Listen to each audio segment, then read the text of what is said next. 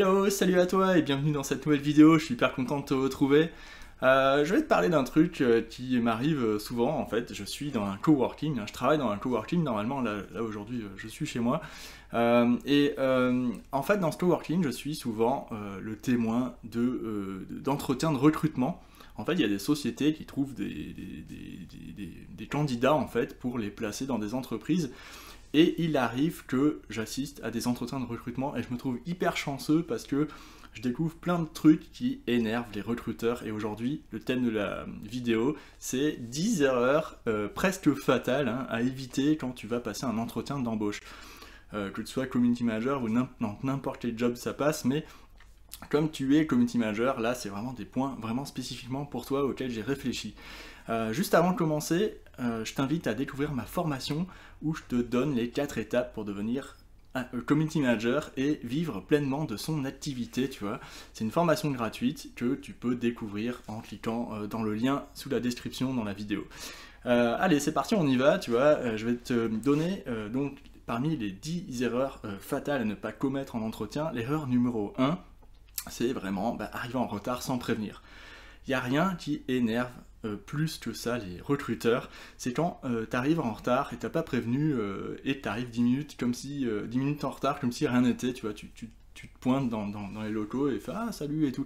Et ça énerve vraiment les recruteurs, c'est un très très mauvais signal envoyé parce que en fait un recruteur peut se dire ok, ce candidat est arrivé 10 minutes en retard, peut-être que s'il travaille avec nous et qu'il va voir un de nos clients à nous, s'il arrive 10 minutes en retard sans rien dire, sans prévenir, ça va pas le faire avec nos clients. Tu vois ce que je veux dire? Donc c'est ça qui va se dire le recruteur, si tu arrives en retard sans prévenir. Donc une demi-heure avant, si tu peux pas faire avant, si tu peux pas prévenir avant une demi-heure, tu préviens quand même, tu essayes d'appeler, tu vois, quelqu'un au standard, tu essayes d'appeler le recruteur directement sur son portable, parce qu'il faut bien sûr avoir le numéro avant de faire l'entretien, c'est très important. Tu peux envoyer un mail aussi, tu peux essayer de... Mais essaye de prévenir au moins 24 heures à l'avance, tu vas avoir un problème, parce que ça le fait mieux, quoi. Surtout si l'entretien est le matin un peu tôt, quoi. Donc ça c'est très important, et il faut vraiment le respecter, parce que moi je l'ai vu en direct, en fait, j'ai vu le candidat se pointer avec 10 minutes de retard comme si rien n'était, comme une fleur, et ça a jeté un froid directement dans l'entretien. Moi je l'ai aperçu de l'extérieur, tu vois. Donc ça l'a vraiment pas fait, et voilà, ça le fait pas du tout, clairement. Deuxième erreur qui peut être fatale selon le secteur où tu vas, c'est ne pas soigner son apparence, tu vois. Si les recruteurs sont habillés en chemise, tu vois, en pantalon, chemise, basket, jean basket, tu vois, ça va, ça passe. Mais s'ils sont habillés en costard et que tu t'es habillé, toi, en jean basket, là, il peut y avoir un décalage. Et c'est ce qui est arrivé pendant l'entretien que j'ai aperçu, que j'ai vu, en fait. La personne s'est pointée en mode détente, alors que les recruteurs étaient en mode strict. Voilà, donc ça dépend des milieux, des secteurs, fais attention à ça, essaye de t'habiller en conséquence. Pour ça, petite astuce, va sur LinkedIn, va sur les profils des recruteurs, et essaye de voir comment ils sont habillés dans la vie en entreprise, tu vois. Ça te donne un excellent aperçu pour donner une indication pour la suite.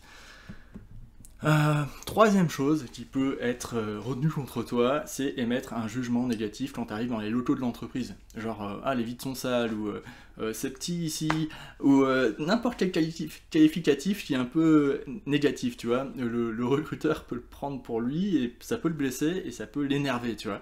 C'est exactement ce qui est arrivé l'autre jour avec un des candidats qui est arrivé en entretien, et qui a dit ah mais on se croirait presque chez Facebook ici, c'est quoi, c'est l'univers startup, c'est ça, c'est... Et en fait on sentait qu'il se moquait en fait, et moi je l'ai perçu aussi, et j'ai perçu l'énervement du recruteur, et c'était vrai parce que j'ai checké après l'entretien, et c'était bien ça, c'était bien le même sentiment qui est vraiment apparu, quoi. Ça c'est vraiment pas chouette, parce que ça donne une très très mauvaise image de ta personnalité avant même que l'entretien ait commencé. Tu pars déjà avec un mauvais point et c'est pas bon, quoi. Quatrième chose à éviter absolument, c'est bitcher sur un ancien employeur. C'est-à-dire critiquer tes anciens responsables. Il n'y a pas pire en fait, tu vois.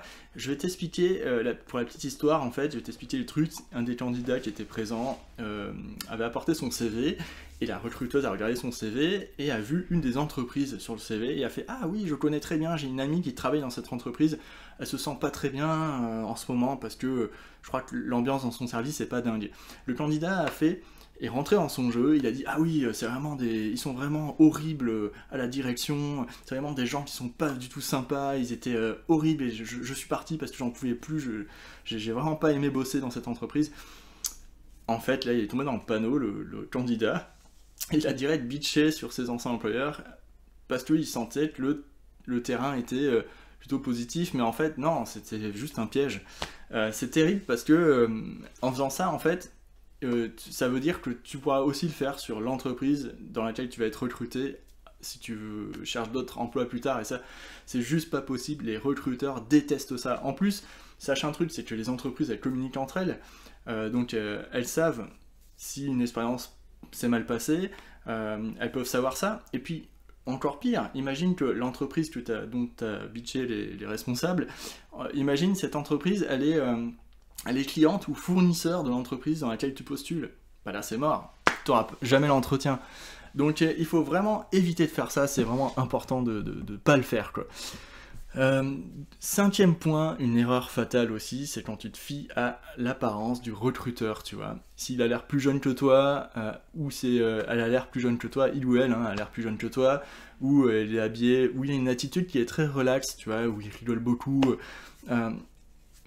Bien sûr, ça peut être une tactique pour te faire te relâcher un peu, pour te faire déstresser, mais c'est pas une raison pour lui parler comme si c'était ton pote. N'oublie pas que tu es là pour convaincre avec ton profil et pour remporter l'entretien, hein. T'es pas là pour te faire des amis, donc il faut faire attention à ça aussi, il faut pas se relâcher, tu vois. Il faut toujours être vigilant et connaître et suivre ton objectif, hein, jusqu'au bout, quoi. Sixième point qui peut vraiment déranger un recruteur, c'est couper la parole plusieurs fois pendant la conversation. Ça montre un très très gros problème d'écoute et c'est vraiment pas très bon pour ton profil. Voilà, donc ça il faut vraiment éviter de le faire. Essaye d'écouter ton interlocuteur jusqu'au bout de sa phrase, en fait. C'est vraiment le truc le plus simple à faire. Je veux dire, tu l'écoutes parler, même s'il dit quelque chose, tu as envie de renchérir direct, il faut que tu calmes le truc, tu l'écoutes parler, et même tu réfléchis quelques secondes avant de répondre, tu vois. N'essaye pas de prendre la parole trop vite ou quoi. Ça montre vraiment un rapport de force qui est pas utile pour toi et qui va te desservir, quoi. Ce que tu peux aussi éviter de faire, par exemple, c'est te justifier quand t'as un trou dans ton CV de 12 mois où t'as pas travaillé, par exemple. Si tu te justifies trop, le recruteur va se dire « Ok, il y a un problème, je vais essayer de creuser pour voir quel est ce problème ». Si t'as pas travaillé pendant une longue période, te justifier, dis seulement pourquoi tu n'as pas travaillé pendant cette longue période et dis que maintenant cette période est passée et que tu es prêt à te réinvestir dans un nouveau travail et à repartir du bon pied, tu vois. Surtout si cette période était un peu mauvaise. Par exemple, t'es tombé malade, ça arrive à tout le monde. T'es parti en voyage, tu dois t'occuper d'un proche en difficulté, tu vois. Enfin, il y a 1 million de raisons. Juste, tu peux évoquer la chose, mais sans te justifier, ça ne sert absolument à rien. En plus, c'est pas du tout le problème du recruteur. Voilà. Donc, erreur numéro 8, un truc, ne pas être honnête quand tu parles de l'utilisation d'un outil, tu vois. Ou, par exemple, dire, je sais très bien utiliser cet outil, mais alors celui-là, pas du tout. Ça m'est jamais arrivé, je le connais pas. Si tu dis ça, toi, tu auras l'impression d'avoir coupé la poire en deux et d'avoir dit « Ok, moi je sais me servir de cet outil, mais pas du tout de celui-là, donc ça peut passer. » En fait, le recruteur, lui, il va retenir que le point négatif chez vous. Il va se dire « Ok, ce candidat, il sait utiliser cet outil, mais pas du tout celui-là. » Et il va se souvenir de ce point négatif, et c'est ça qui va rester dans son esprit, en fait. Il vaut mieux dire « Je ne sais pas très bien utiliser cet outil, mais je serais très content de me former auprès de mes collègues ou juste après l'entretien, essayer de regarder un peu comment ça fonctionne. » Et là, vous êtes déjà dans une situation positive, et le recruteur ne va pas s'arrêter sur ce point négatif. 9e point important, hein, c'est ne surtout pas se dévaloriser, tu vois. Si tu arrives à l'entretien et tu dis « Voilà, j'ai suivi une formation en community management, mais je n'ai jamais été community manager », ou si tu arrives en disant « Bah voilà, j'ai jamais travaillé en community management », ou je suis community manager mais je n'ai pas de certification, je n'ai pas de diplôme, et ben là tu te dévalorises, tu t'auto-sabotes tout seul. Le recruteur il n'a pas besoin de savoir ça, parce qu'il le sait, il le sait déjà en fait. Il t'a fait venir pour ça, tu vois. Donc en fait, il le sait, il l'a vu dans ton CV que tu n'as pas eu d'expérience ou quoi avant, il veut seulement savoir si tu es prêt à endosser un poste de junior. Donc tout ça, en fait, t'as pas besoin de le dire, t'as pas besoin de te descendre. Il ne faut surtout pas le faire parce que ça envoie aussi un mauvais signal sur ta personnalité, tu vois. Pas sûr de toi, manque de confiance en soi, et ça, les recruteurs, ils essaient d'éviter, tu vois. Et enfin, dernier problème, dernière erreur qui peut coûter ta place facilement, c'est quand tu t'intéresses pas du tout à l'entreprise dans laquelle tu vas aller, tu vois. Tu t'intéresses ni aux objectifs, ni à l'équipe, ni à comment ils travaillent. Ça, c'est un très mauvais signal parce que le recruteur se dit, ok, en fait, ce candidat est là, mais il en a rien à faire de notre entreprise. C'est ça que ça lui renvoie comme signal et c'est pas du tout bon. Tu vois, il faut vraiment préparer ton truc et ne pas hésiter à aller sur LinkedIn, aller sur les réseaux sociaux, chercher des informations sur l'entreprise, le chiffre d'affaires, tout ça, et vraiment préparer ton entretien en fonction, tu vois. Donc moi, tout ça, j'en parle plus dans ma formation pour devenir community manager, et je t'invite à découvrir les 4 étapes pour devenir CM et en vivre pleinement dans ma formation gratuite qui est en lien en description. Maintenant, écoute, je te souhaite une très bonne journée et je te souhaite bon courage pour tes futurs entretiens. Salut!